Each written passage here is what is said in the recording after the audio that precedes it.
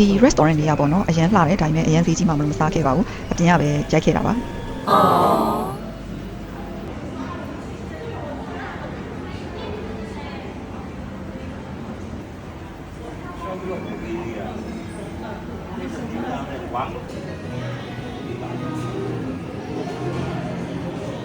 တရုတ်ပြည်မှာပေါ့နော် shopping mall တွေထဲမှာကား showroom တွေ့တာမျိုးတို့မဟုတ်လို့ရှိရင်လည်းကားတွေကိုပေါ့နော်ကြော်ညာအယောင်ပြတာမျိုး sale လုပ်တာမျိုးဒါတွေမြင်တွေ့ရတာတရုတ်ပြည်မှာတော့ထူးဆန်းတဲ့အရာတစ်ခုတော့အခုကာလမှာမဟုတ်တော့ပါဘူးရှင်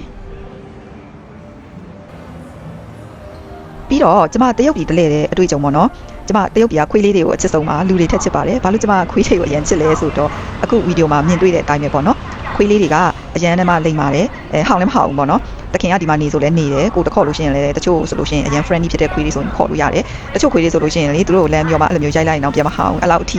လိမ့်မာရင်ကြီးတဲ့ခွေးလေးတွေမလို့ပေါ့နော်တရုတ်ပြည်ကခွေးလေးတွေကိုချစ်ပါတယ်လို့ကျမနေတဲ့ hotel ဝန်းကျင်ပေါ့နော်ဒီနေရာကကျူလုံးပို့ပေါ့နော်အဲ့ဒီရဝန်းကျင်မှာညဘက်တွေဆိုလို့ရှိရင်လည်းသူကစနေတနင်္ဂနွေပေါ့နော်အဲ့လိုမျိုးပိတ်ရက်တွေလိုမျိုးဆိုလို့ရှိရင်ညဈေးတွေရှိပါတယ်အခုလိုကလေးစောတဲ့ဟာတွေစားစရာတွေပေါ့နော်အဲ့လိုမျိုးလေးလည်းရှိတော့ဒီနေရာမှာကျမနေခဲ့ရတာအရန်ကိုကျေနပ်ခဲ့ပါတယ်လူကတယောက်လိုနေခဲ့ရလို့ပေါ့နော်